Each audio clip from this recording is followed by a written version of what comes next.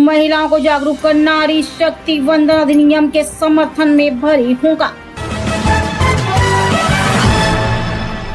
Block प्रमुख बिल्हौर मनोरमा कठेरिया के नेतृत्व में नारी शक्ति वंदन अधिनियम के समर्थन में आयोजित जागरूकता कार्यक्रम में महिलाओं ने बढ़ चढ़कर हिस्सा लिया।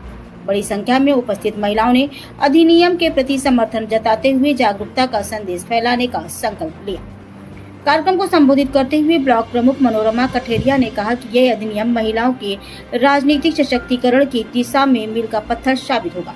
इससे पंचायत से लेकर संसद तक महिलाओं की भागीदारी मजबूत होगी और उन्हें निर्णय प्रक्रिया में प्रभावी भूमिका निभाने का अवसर मिलेगा।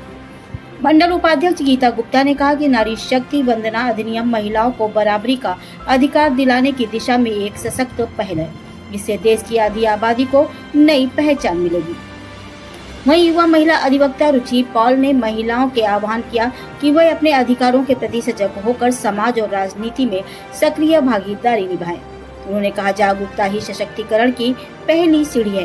कार्यक्रम में उपस्थित महिलाओं ने भी इस पहल की सराहना करते हुए कहा कि ऐसे आयोजन उन्हें अपने अधिकारों के प्रति जागरूक करते हैं और आगे बढ़ने की प्रेरणा देते हैं। इस दौरान बसंती सिंह समेत क्षेत्र के कई गणमान्य लोग व बड़ी संख्या में महिला कार्यकर्ता मौजूद रही। कानपुर के बिल्हौर से मोहम्मद रफीक की ये खास रिपोर्ट। सोचिए, आज महिलाएं हर क्षेत्र में आगे बढ़ रही हैं। शिक्षा, स्वास्थ्य, विज्ञान, उद्यमिता, यहाँ तक कि कई चुनावों में महिलाओं का वोट पुरुषों से ज्यादा रहता है।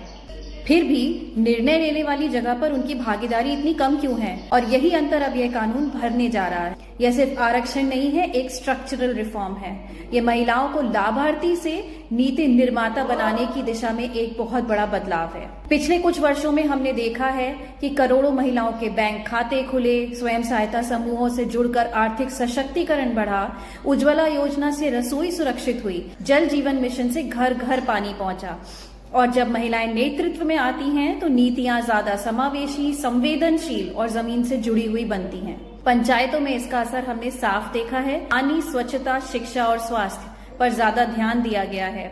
अब यही सोच, यही बदलाव देश की संसद तक पहुंचेगा। नारी सशक्त होती है तो समाज सशक्त होता है, और जब समाज सशक्त होता है तो राष्ट्र मजबूत बनता है। विकसित भारत 2047 का सपना महिला नेतृत्व के बिना अधूरा है। एक कानून नहीं, एक नई दिशा है, एक नया विश्वास है, एक मजबूत और समावेशी भारत की नींव है। जय हिंद, वंदे मातरम। मैं स्वाति गढ़ियाल बिल्हौर CSC में पोस्टेड हूँ।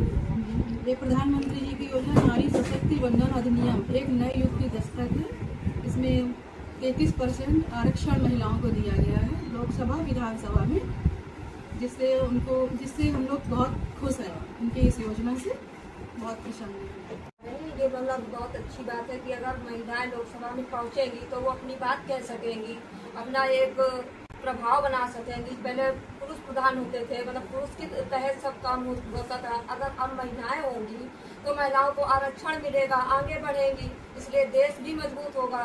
और जो गांव में महिलाएं मतलब किसी तरह पीड़ित भी हैं तो उनकी समस्याएं समझेंगी। अभी तक पुरुष होते थे तो मतलब इतना बल नहीं मिल पाता था। अगर महिलाएं वहां पर होंगी तो अपना एक स्पेशल दबाव वहां पर बनेंगे, अपनी बात कह पाएंगी। इसलिए सरकार ने जो कुछ भी महिलाओं के प्रति किया वो अच्छा किया, और बहुत योजनाएं मतलब जो कार्यक्रम आज वो हमारे माननीय प्रधानमंत्री जी के द्वारा हुआ है, माननीय योगी जी के द्वारा हुआ है। और ये कार्यक्रम हमारी नारी शक्ति वंदन के लिए हुआ है। जो हमारी नारी शक्ति हैं वो आगे, पहले तो उनको चांस ये नहीं मिला था आगे बढ़ने का, मगर मेरे सरकार ने ऐसा किया है कि हमारी नारी शक्ति आगे बढ़े।